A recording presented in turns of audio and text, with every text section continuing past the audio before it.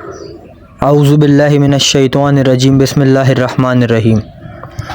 اور ان کے نبی نے ان سے یہ بھی کہا، اس کے من جانب اللہ بادشاہ ہونے کی یہ پہچان ہے کہ تمہارے پاس وہ صندوق آ جائے گا جس میں تمہارے پروردگار کی طرف سے تسکین، وہ چیزیں اور ان تبرکات سے بچا کچا ہوگا جو موسیٰ و ہارون کی اولاد یادگار چھوڑ گئی ہیں، اور صندوق کو فرشتے اٹھائے ہوں گے۔ اگر تم ایمان رکھتے ہو تو بے شک اس میں تمہارے واسطے پوری نشانی ہے۔ پھر جب طالوت لشکر سمیت شہر ایلیا سے روانہ ہو تو اپنے ساتھیوں سے کہا، دیکھو آگے ایک نہر ملے گی، اس سے یقیناً خدا تمہارے صبر کی آزمائش کرے گا، بس جو شخص اس کا پانی پیے گا وہ مجھ سے کچھ واسطہ نہیں رکھتا، اور جو اس کو نہ چکے گا وہ بے شک مجھ سے ہوگا، مگر ہاں جو اپنے ہاتھ سے ایک آدھ چلو بھر کر پی لے تو کچھ حرج نہیں۔ بس ان لوگوں نے نہ مانا، اور چند آدمیوں کے سوا سب نے اس کا پانی پی لیا۔ خیر جب طالوت اور جو مومنین ان کے ساتھ تھے نہر سے پار ہو گئے تو خالص مومنوں کے سوا سب کے سب کہنے لگے کہ ہم میں تو آج جالوت اور اس کی فوج سے لڑنے کی ساکھ نہیں، مگر وہ لوگ جن کو یقین ہے کہ ایک دن خدا کو منہ دکھانا ہے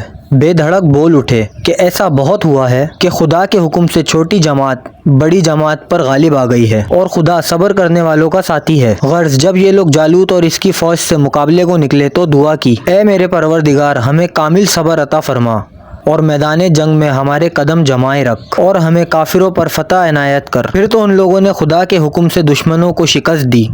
اور داؤد نے جالوت کو قتل کیا، اور خدا نے ان کو سلطنت و تدبیر تمدن عطا کی، اور علم و حفظ جو چاہا انہیں گھول کے پلا دیا۔ اگر خدا بعض لوگوں کے ذریعے سے بعض کا دفع شر نہ کرتا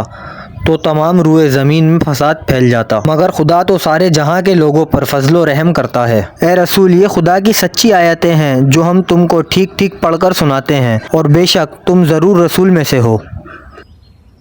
ویڈیو پسند آئی ہو تو چینل کو سبسکرائب کریں، بیل آئیکن دبائیں تاکہ ہر نیو ویڈیو کا نوٹیفیکیشن آپ کو مل سکے۔ ویڈیو کو لائک، کمنٹ اور شیئر ضرور کریں۔ شکریہ۔